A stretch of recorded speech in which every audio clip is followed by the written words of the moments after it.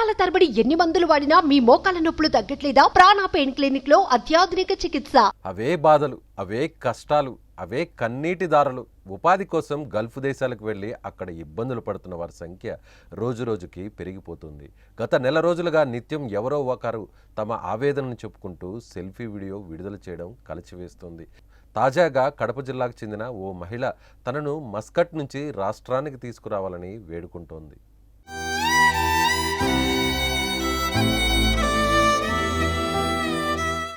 ఉన్న ఊర్లో ఉపాధి లేక ఆర్థిక కష్టాలు వెంటాడడంతో కష్టం అని తెలిసిన కుటుంబం కోసం 4 డబ్బులు సంపాదిద్దాం అనే ఆశతో ఎంతోమంది గల్ఫ్ బాట పడుతున్నారు.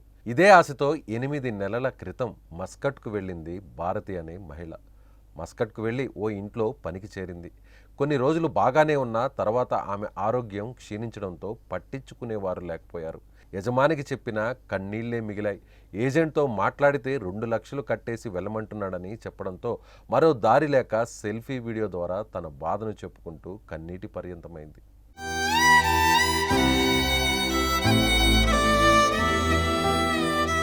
తనను తిరిగి రాష్ట్రానికి తీసుకురావాలని భారతి కోరుకుంటుంది. అక్కడే ఉంటే తన పిల్లలను చూడకుండానే చనిపోతానేమో అని భయం వేస్తుందంటూ ఆవేదన వ్యక్తం చేస్తోంది.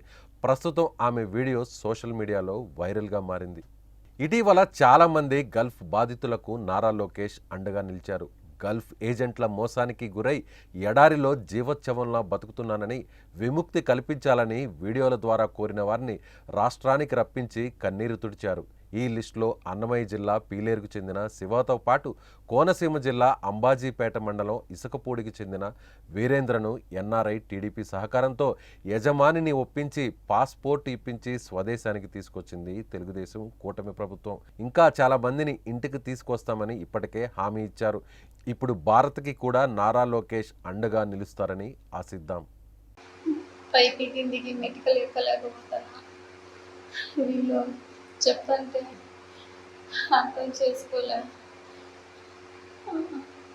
అడిగి గుండెల్లో బరువుగా ఉందని చెప్తే నీళ్ళు కాకపోతాను అని చెప్తుంది. ఇంటికి పోతానంటే 2 లక్షలు లెక్క కట్టమంటారు. కూలి చేసుకునేదాన్ని నేనే తెచ్చి నా బిడ్డలు మాకు చూడక కలిగి కట్టుకుంటారా? నా బిడ్డలు మాకు చూడండి ఇక్కడే చనిపోతాను భయం వస్తుంది.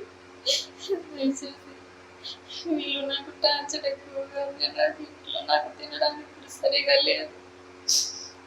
దయచేసి నాకు సహాయం నాకు చేయండి. ఇండియాకి వచ్చేదానికి